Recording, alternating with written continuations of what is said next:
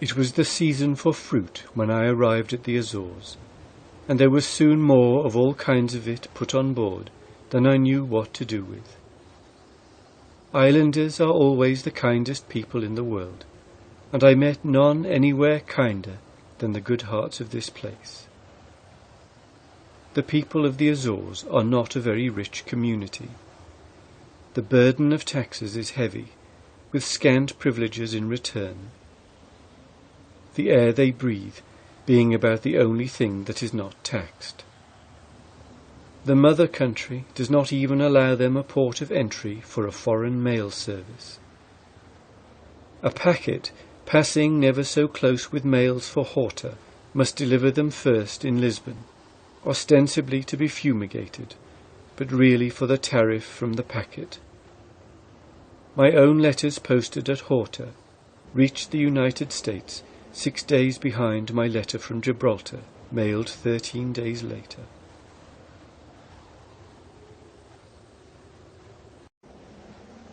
The day after my arrival at Horta was the feast of a great saint.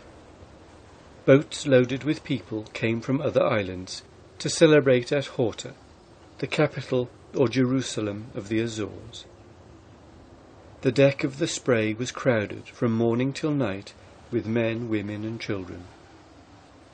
On the day after the feast, a kind-hearted native harnessed a team and drove me a day over the beautiful roads all about Fayal, because, said he, in broken English, when I was in America and couldn't speak a word of English, I found it hard till I met someone who seemed to have time to listen to my story.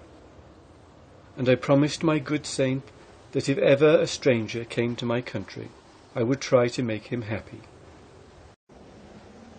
Unfortunately, this gentleman brought along an interpreter, that I might learn more of the country. The fellow was nearly the death of me, talking of ships and voyages, and of the boats he had steered, the last thing in the world I wished to hear. He had sailed out of New Bedford, so he said, for that Joe Wing they called John.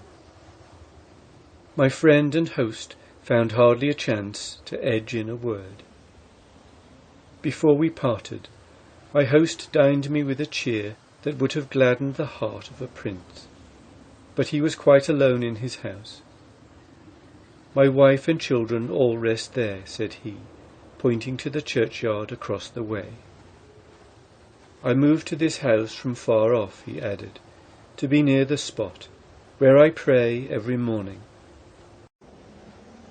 I remained 4 days at Fayal, and that was 2 days more than I had intended to stay.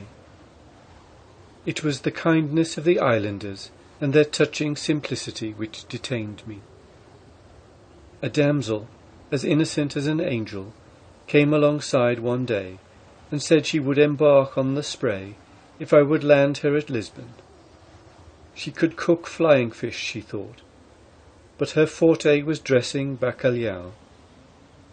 Her brother Antonio, who served as interpreter, hinted that anyhow he would like to make the trip. Antonio's heart went out to one John Wilson, and he was ready to sail for America by way of the 2 Capes to meet his friend. "Do you know John Wilson of Boston?" he cried. "I knew a John Wilson," I said, "but not of Boston." "He had 1 daughter and 1 son," said Antonio, by way of identifying his friend.